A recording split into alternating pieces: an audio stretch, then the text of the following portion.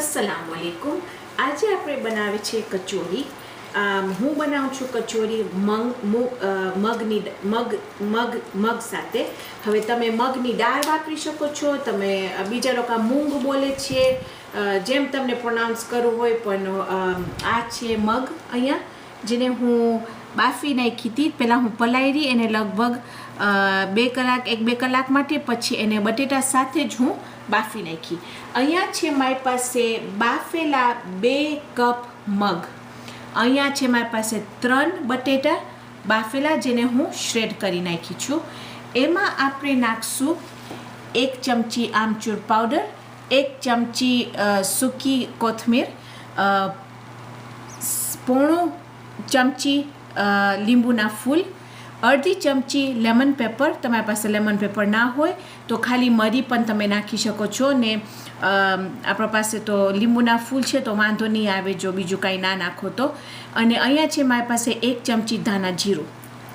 હવે તમને આની અંદર હું લીંબુ નથી નાખતી ફ્રેશ, કારણ કે મને નથી ખપતું કે ભીનું મિક્સચર થઈ જાય, કારણ કે તળશું તો મને ખપે છે કે આપણું અંદરનું જે મિક્સચર છે એ ફાઇન રીતે સૂકું મિક્સચર હોય। એની અંદર આપણે નાખશું આ ચટણી, જેની સાથે હું પીલી છું, આવા નેરો પેપર્સ કે છે એને, અને બેલ પેપરની ચટણી છે। તમારી પાસે ના હોય તો એક પણ જાતની લાલ ચટણી છે કે મરચું છે, જે તમને નાખવું હોય તમે નાખી શકો છો। તો લગભગ એમાં હું 1/4 ચમચી એ નાખીશ, 1/2 ચમચીથી 1 ચમચી લસણ આદું પીલેલું નાખીશ, નિમક।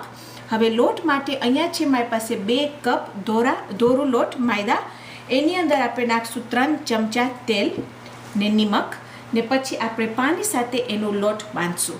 અહીંયા છે મારી પાસે 3 કપ તેલ, જેને આપણે ગરમ હમણાં નહીં કરીએ, કારણ કે હજી આપણે લોટ બાંધશું, એને આપણે 20 થી 30 મિનિટ આરામ દેશું। પછી આવીને આપણે ગોળા બનાવી ને કચોરીને અંદર આપણે ભરી ને પછી આપણે તળશું। તો હમણાં આપણે ગરમ નહીં કરે આપણું તેલ। તો પહેલું આપણે શું કરશું કે હું આ જ બકુલીમાં આપણું આ જે મગ છે એ બધું હું મિક્સ આમાં જ કરીશ। તો પહેલાં આપણે લોટ બનાવી નાખીએ। એમાં ચાલો આપણે પહેલાં હું નાખીશ નિમક,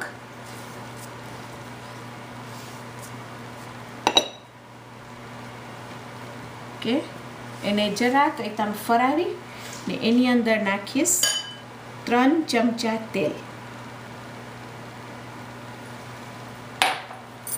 કે પછી જરાક જ એને હલાવી કે ભર ભૂકો આમ જેવું લાગે આપણને,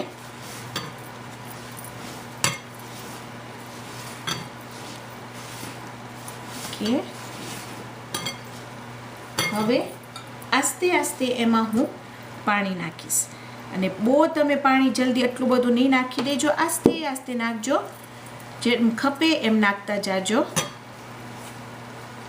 આપણને ખપે છે કે આપણું લોટ કઠણ પણ નહીં, સાવ પોચું પણ નહીં, પણ રોટલીના લોટ જેવું હોવું જોઈએ। હવે કચોરી બધાયના ઘરે જુદી જુદી ટાઈપની કચોરી થાય છે। હું નાનપણથી અવિતામ કચોરી ખાધી છું, મારી મમ્મી અવિતામ બનાવતા હતા, પણ દાળની કચોરી છે, ખાલી બટેટાની કચોરી છે, પીઝની કચોરી છે।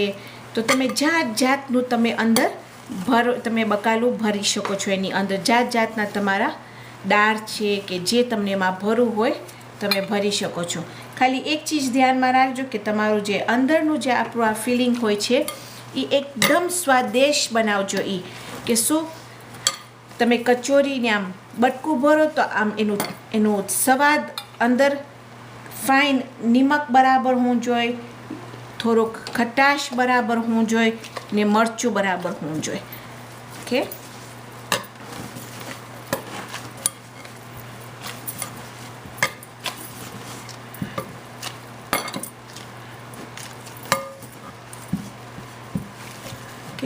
તો એટલું જ તમે ફાઇન તેલું કરજો કે તમારી બકુલી ફાઇન આમ સાફ થઈ જાય, કે તૈયાર છે। હવે બસ આપણે આમાં રાખી ને એના ઉપર આ ઢાંકી ને મૂકી દેશું લગભગ 20-25 મિનિટ સુધી. આ જ બકુલીમાં આપણે નાખશું આપણા બટેટા ને મગ.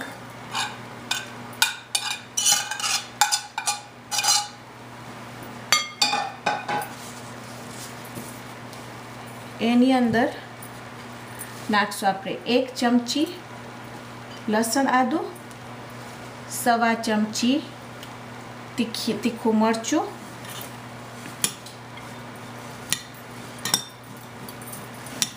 ફાઇન તે હલાવી આવી રીતના.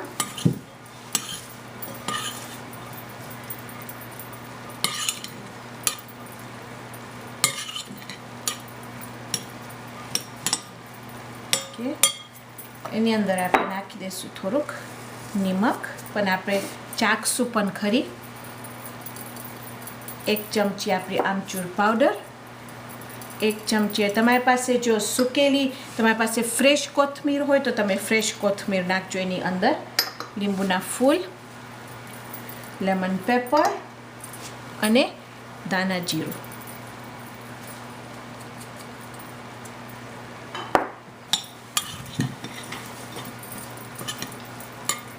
હવે આ મિક્સચરને હું વઘારતી નથી. જે હું બટેટાની કચોરી કરું છું એમાં હું વઘારું છું. કોઈક વખત મન થાય તો વઘારું, કોઈક વખત બેઠું કરું છું. તો જેમ તમને ગમે એમ તમે કરજો. ઓકે, હવે લઈને થોડુંક તમે ટ્રાય કરજો.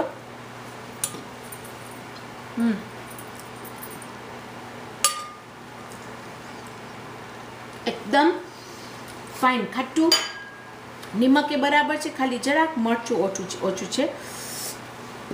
મોઢામાં પાણી આવે છે, એટલું સ્વાદિષ્ટ થયું છે. ઓકે,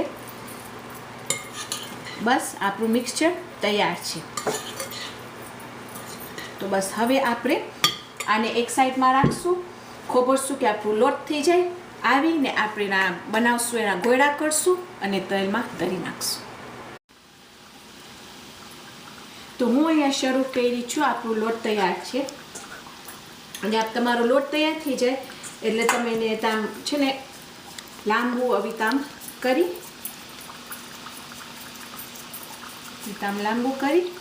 ને પછી નાના નાના આઈટમ ગોળા એમાં કાપી લેજો. તો હું જરાક શરૂ કરી નાખી કારણ કે ટીવી માટે ટાઈમ સેવ કરવા માટે. પછી તમને શું કરવું છે, તમારું ગોળું થઈ જાય ફાઈ તે એટલે એને તમે આમ હાથેથી આમ જરાક બાંધી નાખો.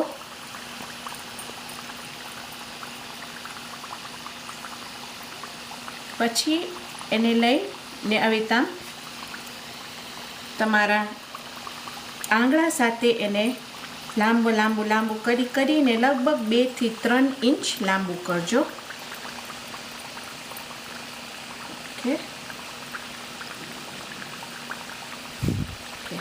પછી આવી રીતે આમ હાથ કરી વચમાં નાખી ને પછી તમારું જે મિક્સચર છે મગનું એની અંદર આવી રીતે નાખજો ને ચમચાથી એને અંદર આવી રીતે દબાવી નાખજો. પછી આ બધું લોટ ને ઉપર લઈ આવી અને એને આવી રીતે બંધ કરી નાખજો.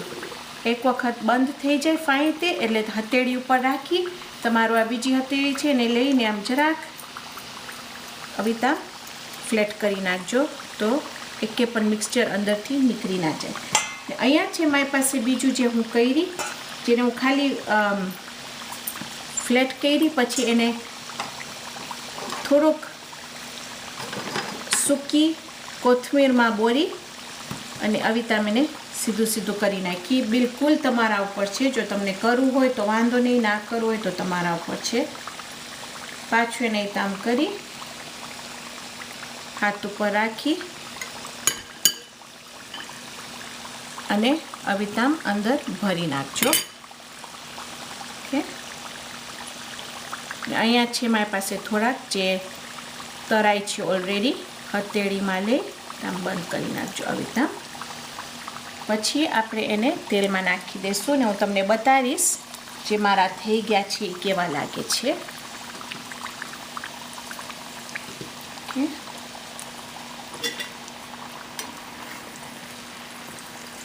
તો તમે જો તો આ આપણા કેટલા ફાઇન, જો એનો કલર આમ બદામી કલર હોવો જોઈએ.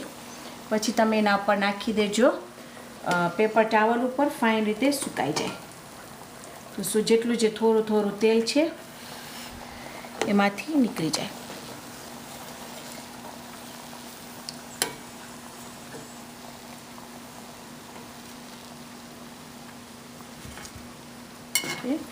ને જે આપણે અંદર નાખ્યા છે એને હું આ હજી તરીશ ને. બહુ એને આસ્થા તાંડા ઉપર નથી તરવું ખપતું, પણ ખાલી એના પર આંખ રાખજો કે શું બળી ના જાય. અને લગભગ 5 મિનિટ લાગશે એને તરવાની. તો અહીંયા છે મારી પાસે કચોરી જે થઈ ગઈ છે અને એકદમ ગરમ છે.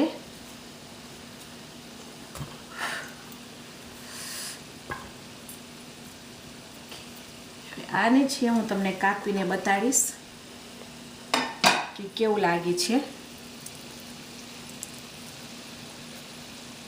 જોશો અંદર બધું ફિલિંગ છે, બારે ફાઇન પાકી ગયું છે આપણું મિક્સચર. એમાં તમે જે આમલીની ચટણી છે, લાલ ચટણી છે, જે પણ હોય તમે એમાં નાખી અને તમે એના સાથે સર્વ કરી શકો છો.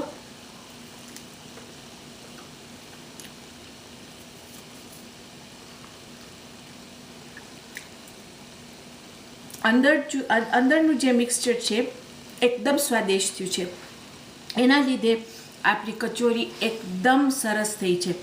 તો એક ચીજ ધ્યાનમાં રાખજો કે જ્યારે તમે કચોરી કરો તો તમે મેક શ્યોર કરજો કે તમે ટ્રાય કરો કે તમારું અંદરનું જે મિક્સચર હોય એ બરાબર એટલું ફાઇન, આમ ખાટું, તીખું, નિમક બધું એમાં બરાબર હોવું જોઈએ. તો ઇન્શાલ્લાહ આજે આપણે બનાવ્યા આપણી મગની કચોરી.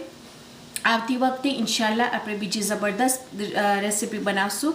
તો ત્યાર સુધી ખુદા હાફિઝ.